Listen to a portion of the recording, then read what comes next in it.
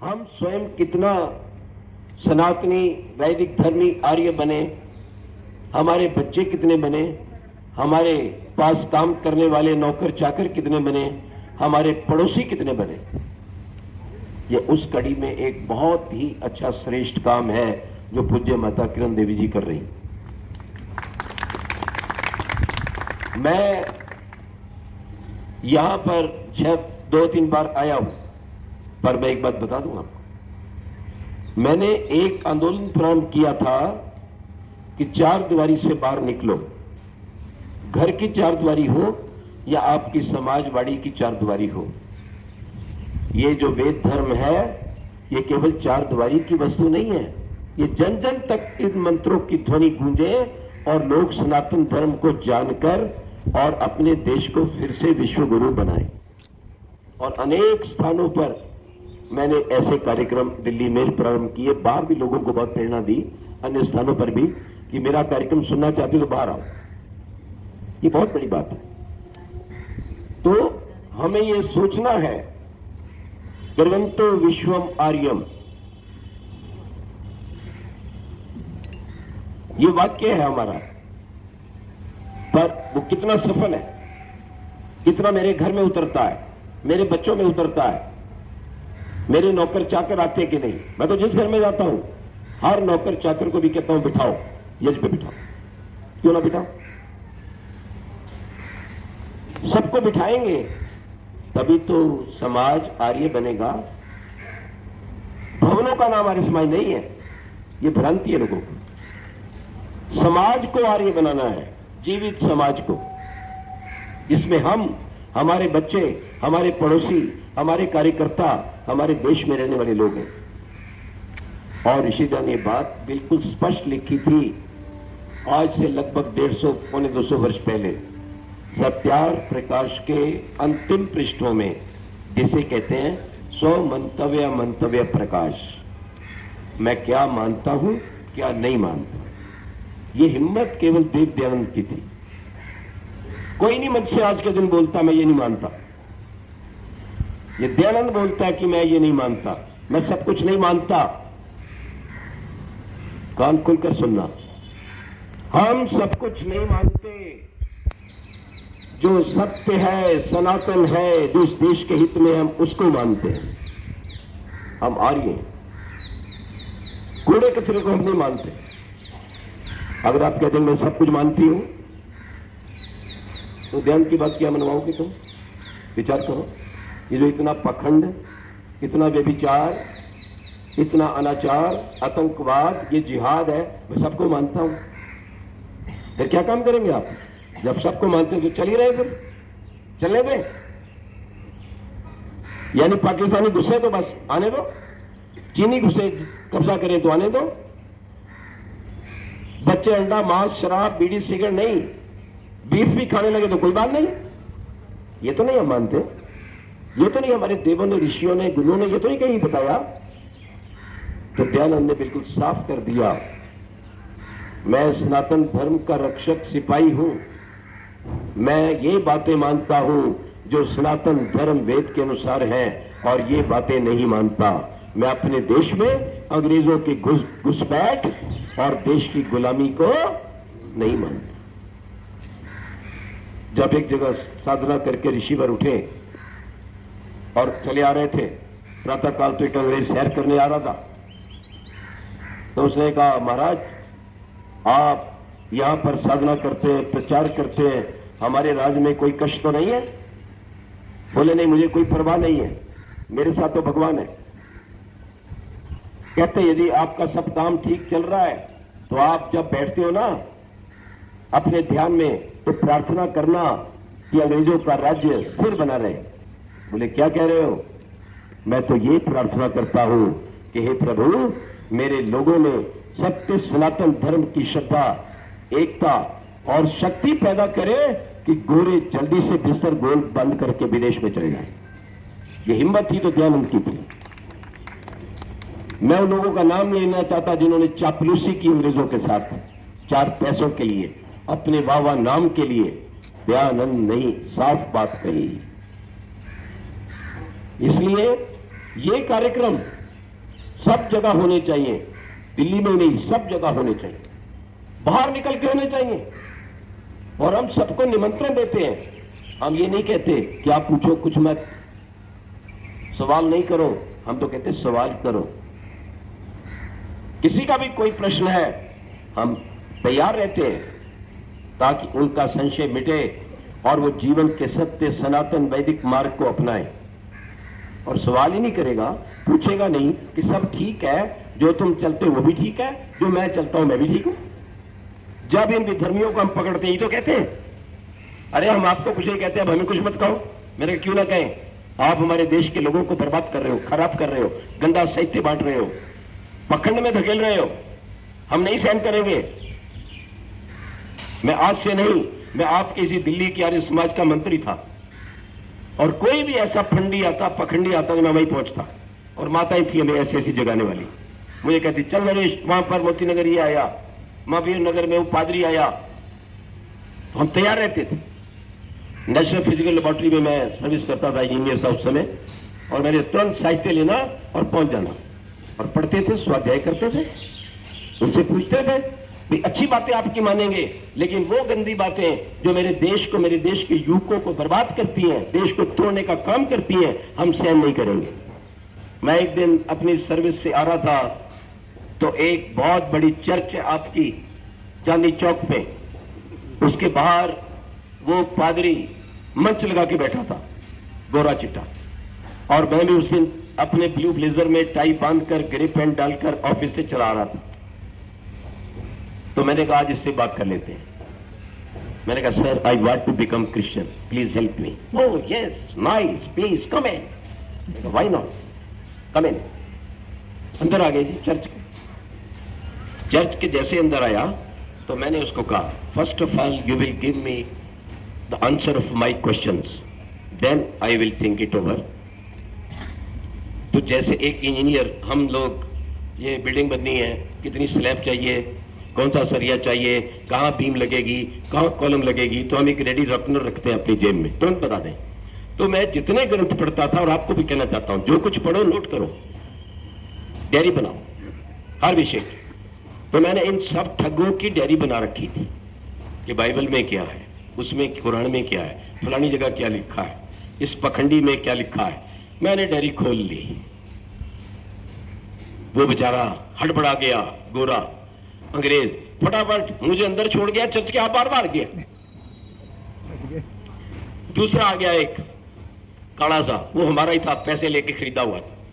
वो आके कहता है, देखो मैंने सत्यार्थ प्रकाश पढ़ा, मैंने ग्रंथ साहब पढ़ा, मैंने ये शास्त्र पढ़ा, मैंने फलाना पढ़ा, मैंने ये पढ़ा, मैंने रामायण पढ़ी, महाभारत पढ़ी, पर मुझे सबसे अच्छा ये मार्ग लगा। मैंने कहा आपने पढ़ा? बोल, सत्यार्थ प्रकाश के तीसरे समोल्लास में क्या लिखा है? बोल, ग्रंथ साहब कहां से शुरू होता है? बोल, रामायण के अंदर हनुमान जी की बंदर वाली पूंछ लिखी है कि नहीं? क्या किष्किंधा कांड पढ़ा? किष्किंधा कांड सर्ग 2 श्लोक 21 में साफ लिखा है, सुग्रीव जी हनुमान जी को कहते हैं, अस्माकं मनुष्याणां धर्मो अस्ति। वो हनुमान, ये नीचे 2 अजनबी व्यक्ति आए हैं। जब श्री राम और लक्ष्मण सीता की ढूंढने की सहायता के लिए आए थे, तब सुग्रीव जी ने अपने मंत्री को, हनुमान जी को कहा, ये नहीं कहा अस्माकं वानराणां धर्मो अस्ति, हम बंदरों का धर्म नहीं है। ये तो मूर्ख था। सीरियल तो बहुत अच्छा था रामायण का, लेकिन एक बड़ा भारी पाप कर गया कि बंदर आदमी और उनकी स्त्रियां औरतें मनुष्य। उससे पूछते तुम अपनी बेटी की शादी करोगे बंदर के साथ? देखा दिया। वहां हनुमान जी देव पुरुष है, मां का नाम अंजना, पिता का नाम पवन। तो ये बाबा है ना, आजकल बहुत बोलते हैं बाबा जी, हिंदू राष्ट्र, क्या नाम है शास्त्री जी का? 2-3 बार मैंने कहा मेरा भी पर्चा खोल दे भाई। अंजना देवी थी, पवन देवता था। कौन सा इंजेक्शन लगाया कि बच्चा बंदर पैदा हो गया? मेरा भी पर्चा खोल है। ये बात कहना, बोलो, अंजना का, पवन का, सनातन धर्म का अपमान है या नहीं? अभी मेरे सामने, मैं देहरादून में था, एक बहुत बड़ा युवाओं का प्रोग्राम था, वहां पर अपने कोश्यारी जी वगैरह, वो जो भूतपूर्व मुख्यमंत्री है और वो बंबई में रह के आए, गवर्नर, वो भी बैठे थे। अरे मैंने कहा ये 200वीं जयंती चल रही है ऋषि ध्यान की, हर पाठ्यक्रम की पुस्तक में एक पाठ देव ध्यान का होना चाहिए, जिसने सबसे पहले देश को आजाद किया, माताओं बहनों को पढ़ने का अधिकार दिया, छुआछूत को मिटाया, गौओं की रक्षा के लिए काम किया, और पखंडी जिसका नाम सुनकर भागते थे उसका पाठ लाओ, तो केरला फाइल नहीं, केरला स्टोरी नहीं बनेगी फिर। और जब तक ये ध्यान का पाठ अपने बच्चों को नहीं पढ़ाओगे, आपके बेटे बेटियां केरला स्टोरी में बहकर बर्बाद होते रहेंगे। बताओ, हमारे देवता बंदर थे, हैं? और पता नहीं क्या क्या शक्लें बना रखी, पता ही कुछ नहीं, पढ़ते ही कुछ नहीं है। तो मैं तो उदाहरण दे रहा हूं कि आज अपने युवकों और युवतियों को बताने की आवश्यकता है। श्री राम महान थे, ठीक है, लेकिन राम जी ने शंभू का वध कर दिया, ये लिखा है। ये कैसे संभव हो सकता है? राम ईश्वर भक्त थे, सबको हृदय के साथ लगाते थे, खेवट को भी लगाते थे। अगर कोई व्यक्ति बैठकर साधना कर रहा है, क्यों उसका गला काटेंगे? राम ने सीता को निकाल दिया, मगर तू मूर्ख है। राम सीता के आने के पश्चात जिसको ऋषियों ने मान्यता दी, वो कई वर्ष तक वहां रही। लेकिन हमारे यहां एक अथर्ववेद के अनुसार परंपरा है कि जब ऐसी स्थिति में अपने गर्भवती हो नारी, तो कहते हैं उसको ऐसे पवित्र स्थान पे छोड़ो कि आप भी संयम का पाठ पढ़ सको और आने वाले बच्चों पे अच्छे संस्कार पड़े। इसलिए उन्होंने वाल्मीकि ऋषि के आश्रम में छोड़ा था, उन पति पत्नी के पास। बात नहीं समझते, बाहर निकाल दिया। अरे जिसको ऋषियों ने कह दिया कि पवित्र है, एक धोबी बोलेगा? जिस श्री राम के अयोध्या छोड़ने पर पूरी अयोध्या रो रही है, बड़े से आदमी बड़ा रोक रहा है, फिर धोबी कह देगा? फालतू कहानी बना रखी है। ये बातें आपके बच्चों को आनी चाहिए, और ये तब आएंगी जब वो ऐसे अपने आर्य सत्संग में जुड़ेंगे और अच्छे विद्वानों को सुनेंगे। ध्यान रखो, YouTube पर मेरे 100 से अधिक लेक्चर हैं, सब बातें खोल दी गई हैं। आचार्य आरण्येश के नाम से अपने बच्चों को सुनाया करो। मुझे अभी माता जी ने बताया, ये हमारी माता है, वो सुनती है, तो बहुत अच्छी बात है। देश विदेश में लोग सुनते हैं। श्री राम को लगा लो, श्री कृष्ण को लगा लो, शिव जी की कथा सुन लो, हनुमान जी की सुन लो, याद रखो राम प्रसाद की सुन लो, पंडित लेखराम की सुन लो, अपने दादा गुरु विरजानंद को सुन लो। क्या थे वो चमत्कार? महर्षि ध्यान तो मीठा खाने वाले थे। केम छो, किया छो, शू बात छे, તમે किया जाओ छो, शू करो छो आप। मीठी भाषा गुजरात की, और हर चीज में मीठा डालते हैं, चाहे दाल हो या सब्जी हो। तो दयानंद तो मीठा मीठा था। अगर उसको तेज तरार किया और भारत की शान बनाया, तो उसको इंजेक्शन लगा पंजाबी गुरु विरजानंद का, और वो चमक उठा और पूरी दुनिया में जगा करके झंडा फहरा दिया। मैं उनकी जन्मभूमि पे, हमारा गुरुकुल है, गुरु विरजानंद की स्मृति में बना हुआ, 250 बच्चे पढ़ते हैं। मुझे उन्होंने वहाँ का संरक्षक बनाया, वहाँ जाता हूँ, वहाँ भी मैं शिविर वगैरह लगाता हूँ। अक्टूबर में भी उनका उत्सव भी है, 2 से 8 अक्टूबर तक, और उसके बाद 13, 14, 15 को एक हम वहाँ पे शिविर लगा रहे हैं, गायत्री से समाधि। ध्यान रखो। तो मैं ये कह रहा था कि ओम प्रतिष्ठ, ओम के साथ ही केवल प्रतिष्ठ आया है। पूरे वेद, चारों वेद पढ़ जाओ, और किसी ईश्वर के नाम के साथ प्रतिष्ठ नहीं है।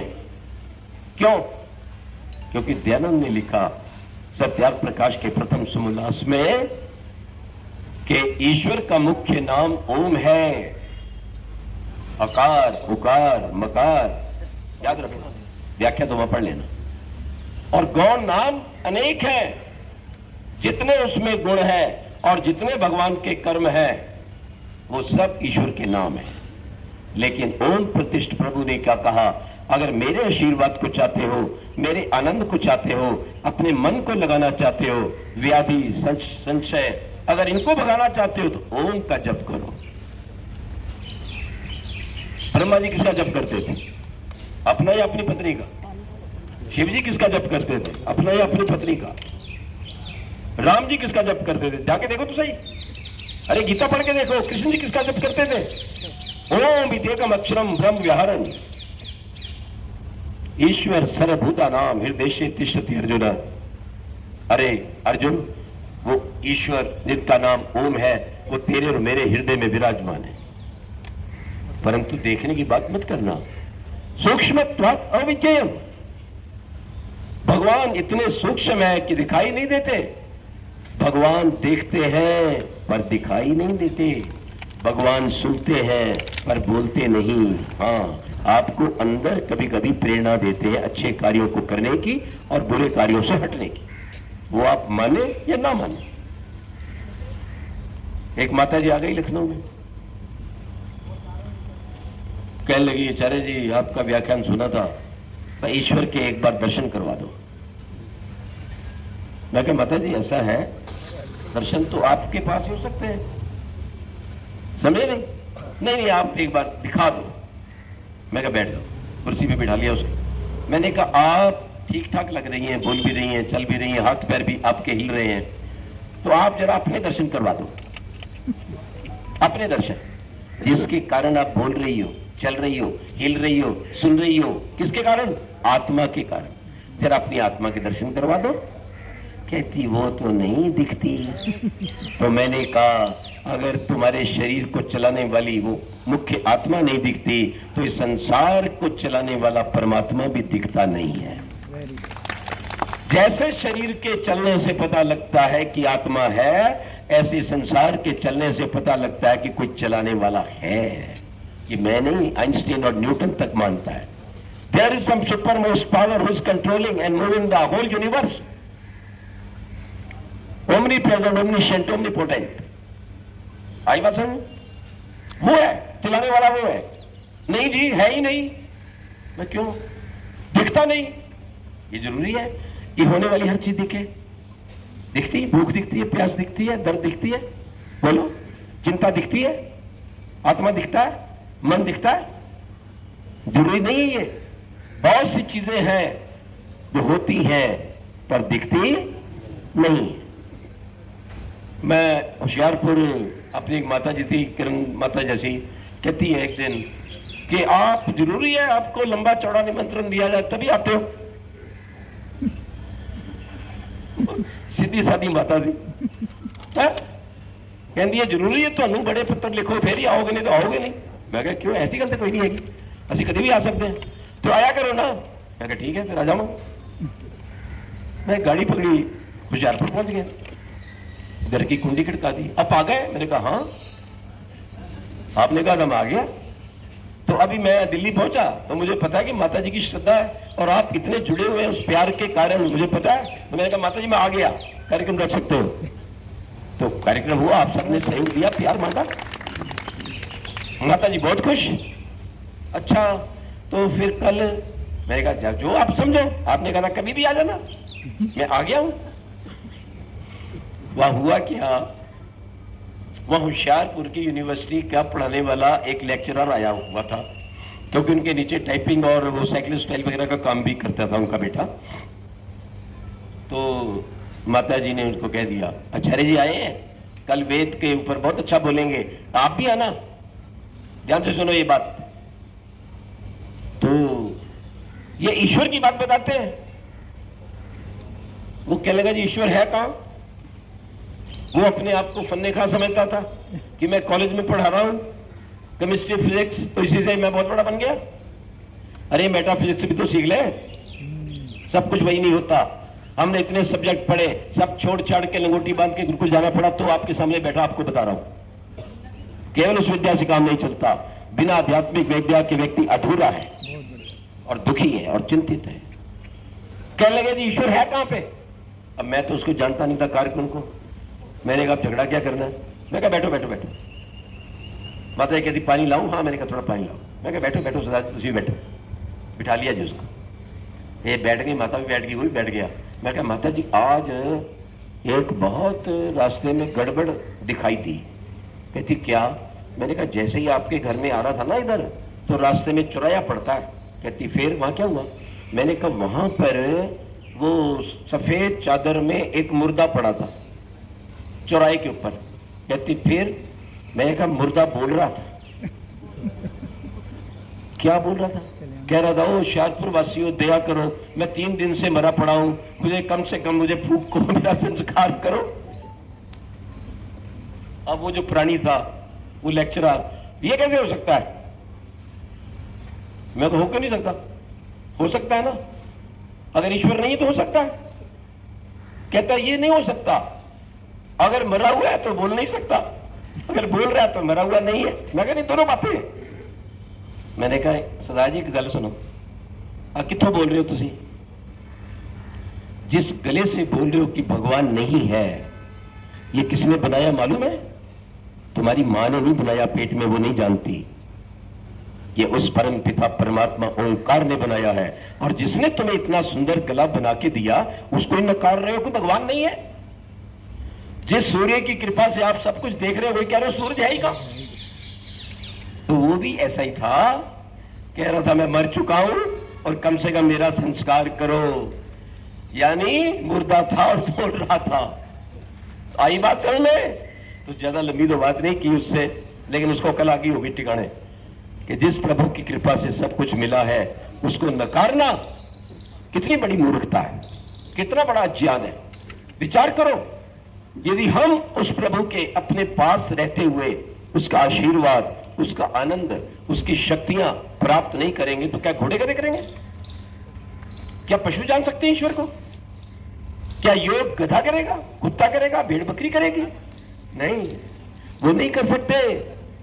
ये हमारा सौभाग्य है कि हमें सर्वश्रेष्ठ मानव तन मिला है। उस मानव तन को पाकर हमने प्रभु को जान सकते हैं, मान सकते हैं, और अपने पास मानकर उसकी प्रार्थना करते हुए उसके आनंद को पा सकते हैं। और ये सौभाग्य किसी पशु पक्षी का नहीं है, ये हमारा है। और ये सौभाग्य हम नहीं प्राप्त करते तो फिर हम समझ लेना उनसे अच्छे नहीं है।